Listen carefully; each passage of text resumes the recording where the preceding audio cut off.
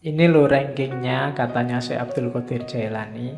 Tadi kan ilmu itu dua jenis. Kalau di ranking, ilmu itu dari lahir masuk ke batin. Batin itu tadi kan ke dalam sama sekali. Jadi ilmu paling kelihatan itu ilmu lahir. Isinya perintah, larangan, hukum, halal, haram, sunnah, mubah, dan lain sebagainya. Itu ilmu lahir. Boleh ngerokok apa ndak boleh, boleh apalagi. Itu kan hukum semua. Facebook itu haram apa halal, WA itu haram apa halal, kan gitu. Itu ilmu lahir. Kalau lahir saja tanpa batin, ya nanti kayak ayat tadi, ndak nyampe maksudnya. Hanya berlandaskan pada nas dan yang kelihatan saja. Itu yang bikin sering-sering ada fatwa aneh-aneh. Karena yang dilihat lahir saja. Saya lupa dulu di Mesir ada fatwa untuk menghindari zina, zina mata, zina macam-macam. Misalnya nanti kita sekantor sama perempuan yang bukan muhrimnya, maka disarankan yang laki-laki ini boleh nyusu dulu sama perempuan ini. Kalau sudah nyusu kan jadi anak susuan halal, bukan lagi. Loh ada kan yang gitu loh. Dulu saya lupa Mesir apa mana itu mufti yang fatwanya aneh. Jadi biar kalau kita berdua sama perempuan bukan muhrim satu ruangan kan nggak boleh. Biar halal nyusulah dulu. Kalau sudah nyusu jadi anak susuannya. Halal sekarang. Loh. Enak ya kalau gitu. Oke. Tapi nggak usah minta nyusu ya di masjid. Oke. Lo kalau mempertimbangkan lahir cuma itu bisa memainkan dalil. Untuk tidak begitu ya masuklah ke level yang lebih dalam, ilmu batin. Ilmu batin level paling bawah, level paling dangkal itu batinnya syariat, namanya thariqah. Di dalam thariqah ada yang lebih dalam, namanya makrifat. Di dalam makrifat ada yang lebih dalam, yaitu hakikat. Itu yang katanya Syekh Abdul Qadir Jailani, batinul bawatin.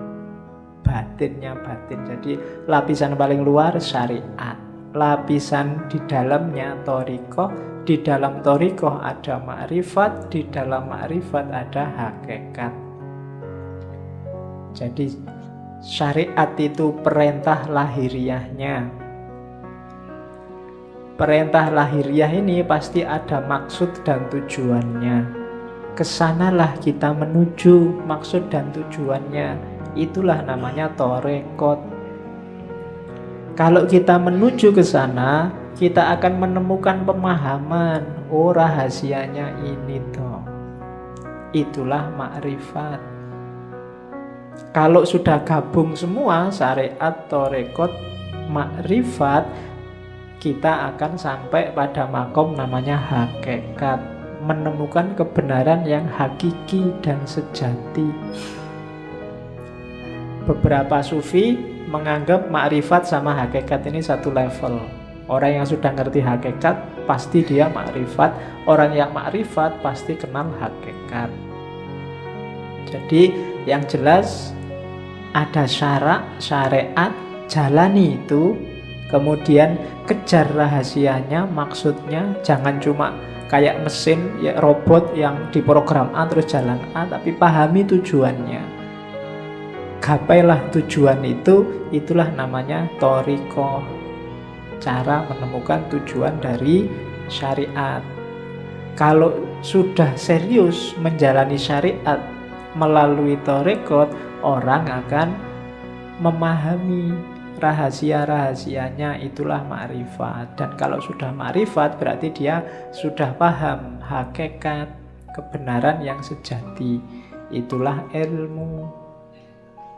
Ilmu apapun sebenarnya, levelnya ke situ. Karena semua ilmu muaranya akhirnya harus pada Allah, harus pada hakikat. Yang belajar fisika, matematika, biologi, dan seterusnya harusnya membawa kepada Tuhan. Jadi ada level lahiriah ilmunya, syariat, terus thoriqohnya.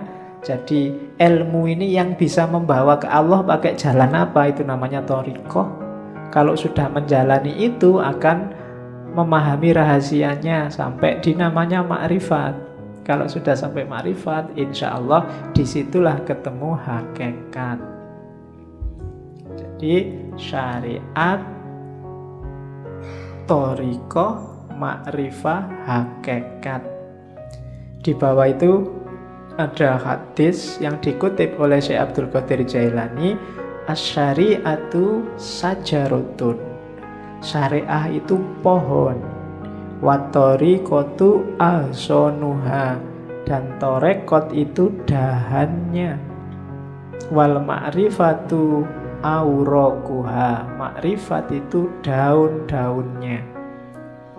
Wal haqiqatu asmaruha, hakikat itu buahnya. Saya tidak tahu kalau bahasa Indonesia asmara itu jangan-jangan menyerap dari bahasa Arab asmar. Asmar itu buahnya banyak. Jadi asmara itu berarti buahnya banyak. Oke. Wal Qur'anu jami'un ya bijami'iha, dan semua itu tentang syariat, thoriqat, ma'rifat, hakikat itu dikompilasi oleh Allah dalam Al-Qur'an. Bijami'iha, kita bisa menemukannya gimana? Bidalalah wal isyarah. Kalau bidalalah namanya tafsir, kalau wal isyarah namanya takwil. Ada yang bisa langsung dipahami, dijadikan dalil, namanya tafsir. Ada yang sifatnya isyarat, harus pakai takwil dulu, baru ketemu rahasianya. Jadi ada ilmu lahir, ada ilmu batin, kemudian ada level dan rankingnya ilmu. Diawali syariat, terus thoriqat, terus makrifat, terus hakikat.